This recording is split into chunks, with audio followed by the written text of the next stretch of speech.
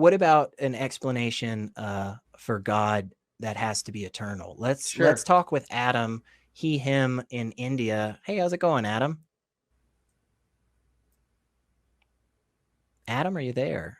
If not, that's okay, because we have other people as well. And it looks like we have Timothy is an atheist, he, him, giving us a call and wants to tell us that science does not prove anything. How are you, Timothy? I'm fine. Thanks for taking my call. Yeah, thanks for hanging out with Dave and myself. What would you like to talk about? I'm really glad that this call got taken later in the show because all the preceding calls really dovetail neatly with my concept there. Sure. Secular reality, I really never seen you before. You do a great job. I love your calming voice. Thank you. And Dave, Appreciate that. you're a credit with your calm resolve, always. Yeah, well, I'm not always calm, but I fake it pretty well. Well, when pushed, you're still firm. I like that. So you guys are doing a great job. And this is what I'm talking about is, frankly, scientific outreach.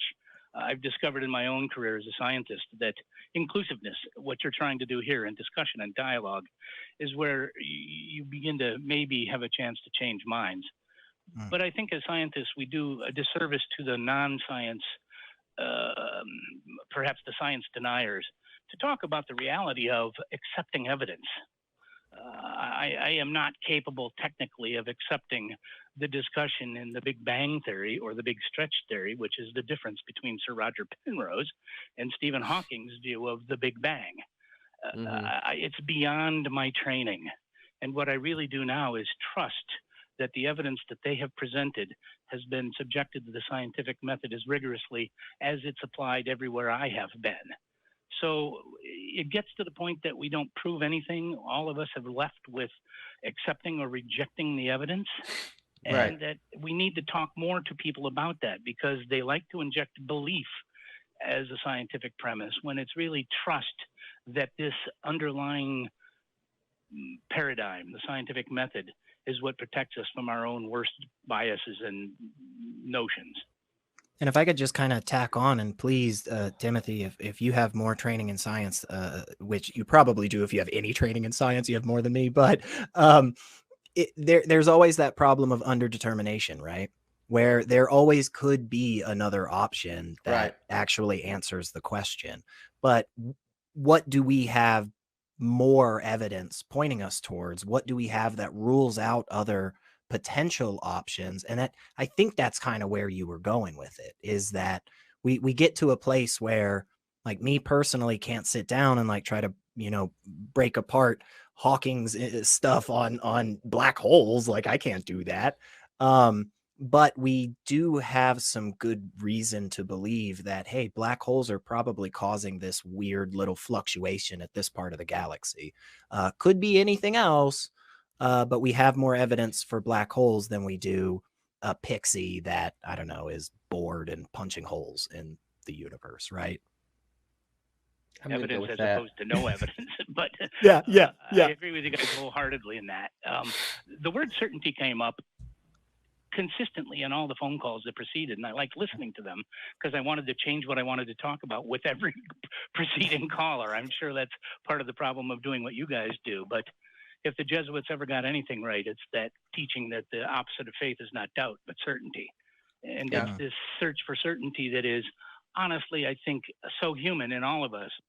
But we must include when we're talking to people about the fact that science is about never getting to say you're certain, never wanting to say you're certain, never having to say you're certain.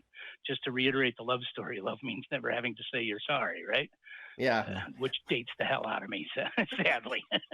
It's all right. It was a good... Isn't it safe to say, Timothy, that science is not trying to prove things? It's merely examining the evidence to see what's most likely, correct? Yeah, and most likely is, of course, now in the realm of, I am a data scientist, statistician, geneticist, and cognitive scientist now, and I study semantics quite a little bit in its relation to proof of cognition mechanics. And this is what it always comes down to, these labels, definitions, and why Matt Dillahunty is particularly assiduous about what are we talking about, defining the terms so that the argument just doesn't go off the rails immediately, which it often does anyway. Yeah. So these people that are calling you often with this science denier, well, you know, I have a little property I call the science deniers no free lunch wagon, where we get together and eat and break bread and get to know each other, and then a panel of scientists answer questions that have only to do with the evidence. What is the evidence you disagree with? Not what do you believe, what do you think? Tell me the evidence you disagree with in climate change, in natural selection, in the moonwalk, whatever it happens to be, and get people to realize quickly that we're willing to discuss evidence at any point, because we know our evidence is always finite. It will soon be replaced by new evidence that supersedes it, that is still not near certainty. And see, that's the problem religion has when it bumps up against science, is that religion starts with the answer and then goes about trying to prove why it's correct, rather than starting with the question and saying, let me get to the right answer.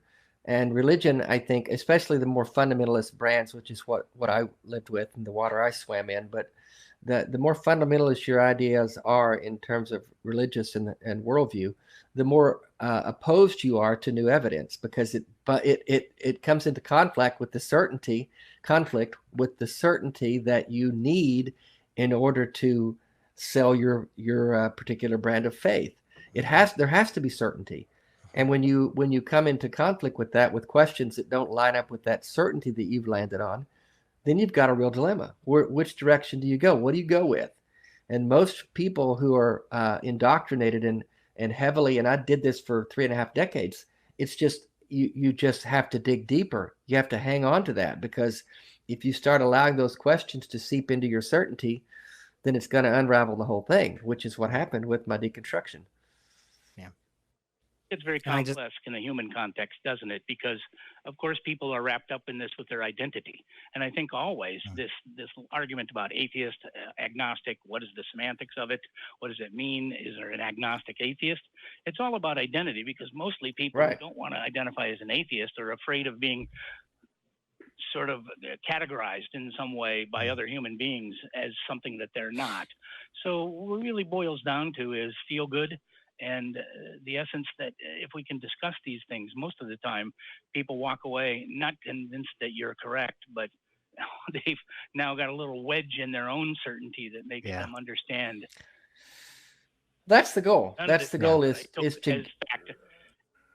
that. Yeah, that's the goal, is to get people to think a little bit more about what positions they're holding. And all of us do well to serve ourselves and others if we hold our certainty loosely, or hold our ideas loosely. I have this idea about something, but I'm willing to be convinced of something else if you show me good reason to do so.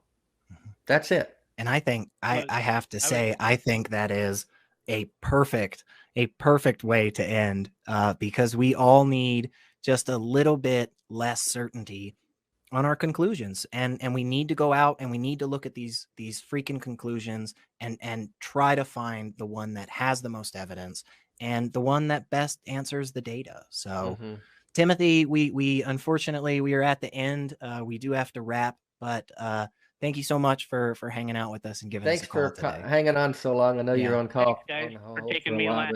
It did really deal neatly with who preceded me. Thanks. That's great. Thanks, it's almost like there was a divine plan from the beginning, Dave. Obviously. There's no other answer for that. Couldn't possibly.